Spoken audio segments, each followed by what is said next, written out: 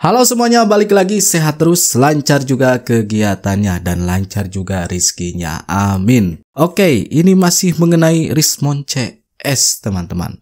Apa kabar Rismon? Masihkah mempermasalahkan ijazah Pak Jokowi? Ternyata masih, teman-teman, sampai sekarang. Waduh, ini kemarin Rismon itu kan ngecek lokasi KKN Pak Jokowi dan ternyata mendapatkan jawaban yang tidak memuaskan ya.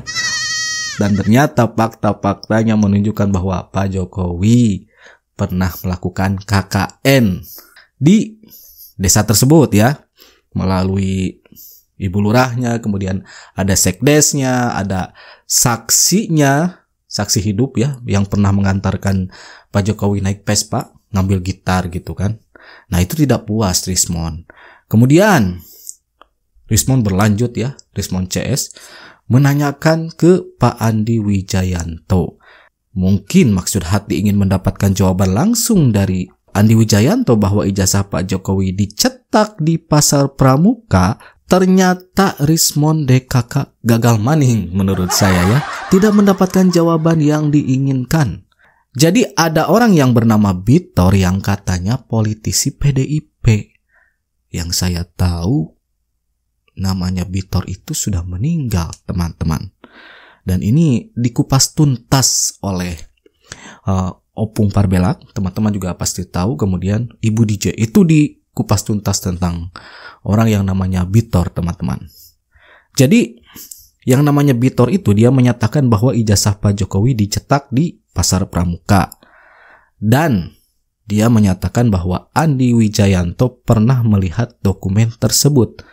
Makanya Bitor mendesak Andi untuk bersuara. Nah, datanglah Rismon dan kawan-kawan. Kemudian ada yang punya Santana TV, Michael Sinaga, menanyakan tentang hal tersebut. Ketika Andi Wijayanto merespon, Andi Wijayanto itu kan politisi PDIP juga, teman-teman. Justru jawabannya mengungkap bahwa ijazah Pak Jokowi itu sah. Kita lihat bagaimana videonya. Jadi kemarin itu ada kawan saya, Bang Betor Suryadi, menyampaikan sesuatu bahwa ada yang dilakukan di Pasar Pramuka, Pak. Dilakukan di Pasar Pramuka yaitu pembuatan sebuah ijazah. Nah, tadi saya tanya Pak Janes, ternyata Pak Janes juga tahu bahwa ada lokasi seperti itu di Pasar Pramuka. Ada. Kira-kira menurut Pak Andi, apa Bang Betor ini asal ngomong atau ada kebenarannya, Pak? Yang pasti saya tidak pernah berinteraksi dengan Bang Betor. Jadi bukan diatur-atur itu ya, menyebut nama Bapak? Ya, saya nggak pernah terkait apapun. Ya. Tidak pernah berinteraksi. Pak Jokowi sebagai sekretaris tim kampanye ya. di 2014. Jadi tugas saya memastikan kelengkapan syarat administrasi Nah, tugasnya dulu. Dan di 2014 syarat administrasi itu dinyatakan lengkap oleh KPU. Itu saja. Bersama Bang Rismon Sianipar ini. Syarat administrasinya dinyatakan lengkap, kata Pak Andi ya. Iya. Tapi tidak ada interaksi apa yang saya lakukan dengan Bang Betor ya, untuk membicarakan ijazah tersebut, termasuk dengan misalnya timnya Pak Jokowi ya, mungkin yang dimaksud David dan Widodo, kawan-kawan. Saya nggak ada interaksi. Nggak berinteraksi. Tapi memang Pak Andi sebagai sekretaris tim kampanye hari itu memang melihat ada ijazah aslinya yang dilegalisir. Saya melihat ijazah. Melihat dan mirip nggak Pak seperti yang beredar di media sosial belakangan ini? Saya cenderung nggak ingat ya. Itu 2014 itu tidak ada di kepala saya pertanyaan tentang keaslian ijazah.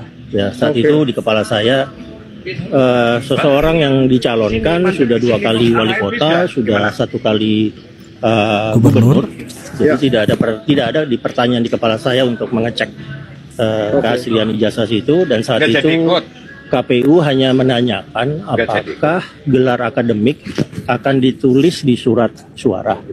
Jika gelar akademik akan ditulis di surat suara, maka legalisir ijazah S1. Nah ini Harus ada. saya Itu arahin saja sebelah pertanyaan kiri dengan Oke, kesana kanan. dan betul nggak Pak? Katanya KPU Oh, itu gitu. memverifikasi sampai datang ke UGM, sampai datang ke nggak mungkin ya Pak ya? Itu tugas KPU.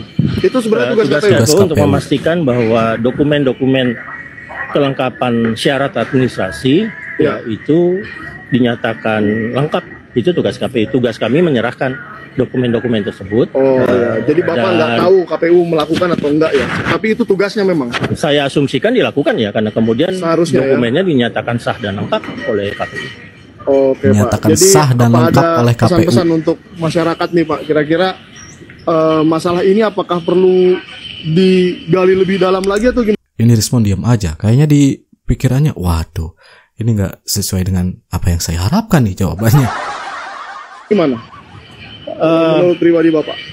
Ya, untuk saya sih secara formal proses administrasi untuk pemilu 2014 dan 2019, Ya. masalah ini dinyatakan sah dan Sah. lengkap oleh institusi yang berwenang Yaitu saat KPU. itu, yaitu KPU untuk proses pemilihan umum ya.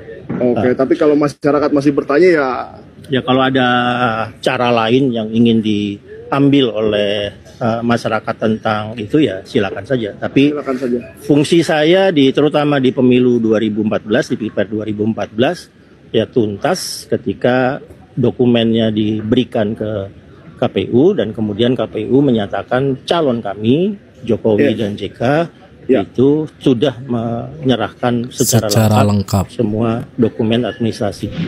Apa yang diserahkan ke Bapak itu berarti Bapak tidak tahu asalnya dari mana ya? Contohnya nih, saya mau mencalonkan diri, saya memberikan dokumen-dokumen saya ke Bapak, berarti Bapak kan mengasumsikan sebagai tim kampanye, sekretaris kampanye, mengasumsikan bahwa yang saya kasih itu benar dong? Oh iya pasti.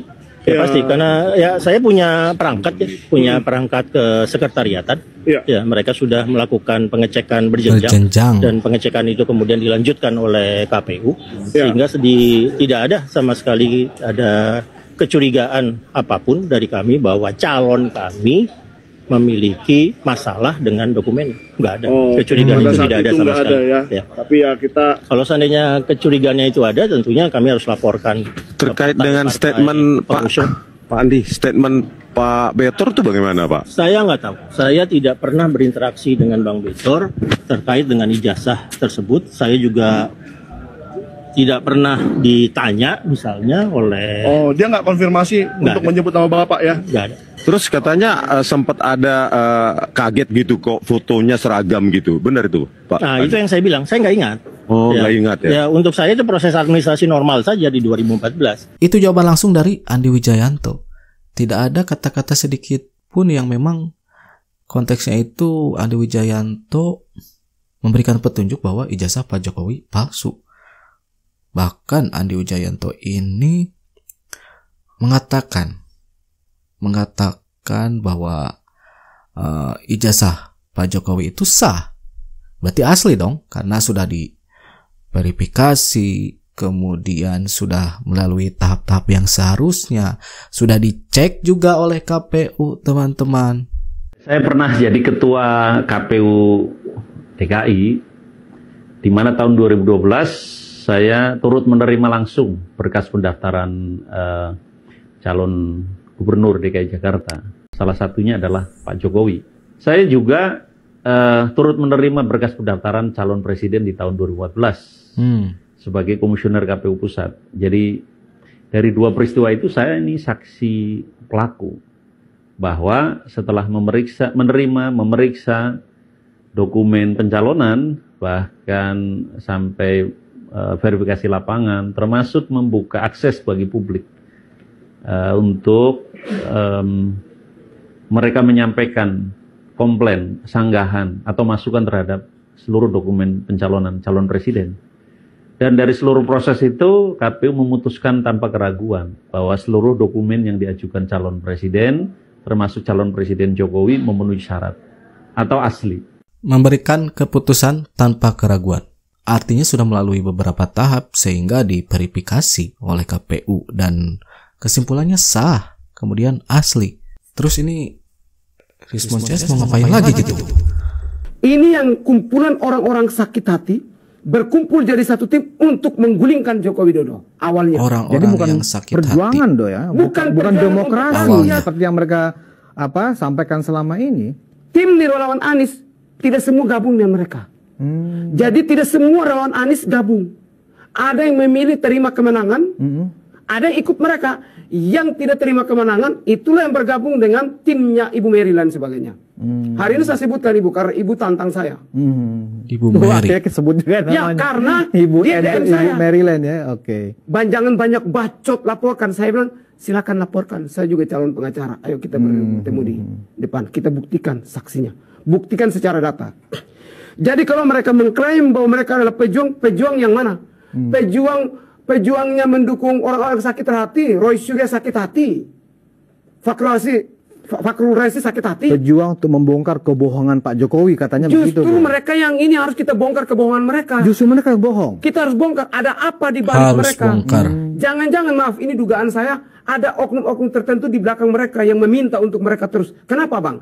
Pertama, mereka main isu PKI. Iya. Batal.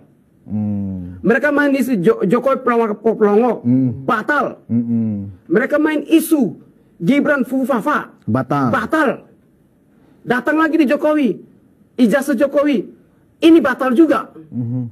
Akhirnya mereka masuk ke Gibran narkoba. Ini akan batal semuanya. Terbaru skripsi Pak Jokowi. Skripsi Jokowi. Nah, saya akan bongkar, Bang. Objeknya jelas ya, Pak Jokowi dan keluarganya yang menjadi sasaran. Beberapa isu dimainkan tetapi gagal terus ternyata ya teman-teman. Pindah ke Gibran gagal, pindah lagi ke Pak Jokowi. Gitu-gitu aja. Alurnya seperti itu. Jadi ketika mereka angkat tentang persoalan ijazah Joko Widodo, saya sebagai alumni UGM jamin Jokowi alumni UGM. Kita bukti? Saya membuktikan. Satu, ketika UGM sebagai produk seperti ayah kita, ayah dan ibu yang memproduk kita. Masa kita sebagai anak tidak percaya sama ibu dan mama melahirkan kita? Betul. UGM yang memproduksi ijazah mereka, ijazah saya, dan abang tahu tidak? Ketika kami terima ijazah dari pihak UGM mengatakan ijazah kalian cuma satu, bukan dua. Satu. Jadi nggak ada duplikat tuh nggak ada. Tidak ada. Ketika ijazah kita sobek, rusak dan harus ganti, kembali ke UGM yang dikasih adalah surat keterangan. Bukan ijazah, bukan sama dengan yang lama. Makanya alumni UGM sangat berhati-hati menunjukkan ijazahnya ke orang lain. Takut karena ada nomor seri di situ. Iya ya, ada nomor seri ya. Nomor seri itu ditakutkan disalahgunakan oleh oknum-oknum tertentu. Ibu-ibu ini TPWA atau ARM? Yang itu ibu-ibu yang mengaku-ngaku organisasi A, organisasi ARM dan sebagainya itu dulu sama-sama dinudin itu mantan ex-HTI. Ingat itu baik-baik. Ex-HTI itu organisasi terlarang yang dibubarkan oleh Jokowi. Jangan-jangan mereka sakit hati karena dibubarkan, makanya mereka dendam kesumat, dendam yang tidak bisa termove on, menghajar Jokowi sampai detik ini. Kemarin waktu PIK 2, kami membela PIK 2. Mereka juga dengan Said Didu yang berusaha, target mereka Aguan dan Jokowi. Kenapa Jokowi? Katanya Jokowi ada di belakang Aguan. Sehingga Kojanudin memimpin pasukannya, pasukan relawan-relawan itu yang dulu tanggal 16 saya pimpin demo, saya korlap lapangan, mereka juga yang bawahan dari saya. Sekarang dipakai oleh Roy Suryo, dipakai oleh Kojanudin X dan ex-HTI, ini organisasi terlarang yang dibubarkan oleh Jokowi. Tidak perlu kita tutup-tutup dan tidak perlu malu mengatakan mereka. Mereka beberapa yang ada di situ berharap ketika Pak Anies jadi, mereka berharap tuh ini organisasi dibangkitkan kembali. Ya, ada videonya itu. Ada videonya? Ya. Oke, baik. Jadi abang menurut saya, ini nih mereka sudah buat pertahapan. Tahapan pertama demo tidak jadi. Yang kedua Roy Suryo masuk dengan Fufu Fafa, tidak jadi. Yang ketiga adalah masuknya di Jokowi ijazahnya. Besok Fufu Fafa lagi. Rencananya balik lagi nih. Udah, kita udah tahu rapat-rapat mereka itu. Mereka bagi tim. Ada yang ingin memaksulkan Gibran di MPR, tapi MPR tolak. Akhirnya mereka datang di DPR. Ini pun 4 orang. Ini 4 orang ini rata-rata pendukung Anies. Pak Razi itu pendukung Anies. Ikut demo, ikut orasi di Patung Kuda. Saya saksi mata setelah saya orasi turun beliau. Yang kedua adalah rencana mereka memang betul dibilang Bang Sil. Mereka mengganggu hal ini supaya ekonomi kita guncang.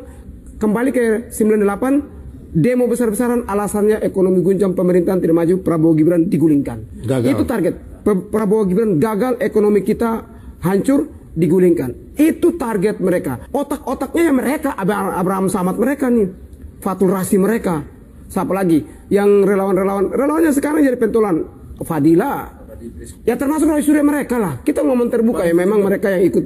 Wah asli nih, bongkar-bongkaran. Alor Boy ini dulunya adalah orang yang ada di barisan yang memang kontra terhadap Pak Jokowi. Makanya tahu bagaimana cara kerjanya, bagaimana rencananya. Tadi juga kita lihat ya, rencananya bisa dibilang tersusun ya. Bahkan Bung Silvester mengatakan kita tahu rapat-rapatnya seperti apa. Ada rencana tersusun, terorganisir yang memang tujuannya yaitu menjatuhkan Pak Jokowi melalui isu-isu yang dibuat. Yang salah satunya ini yang sedang terjadi yaitu jasa, kemudian upaya pemakzulan Gibran. Wow, dibongkar ya.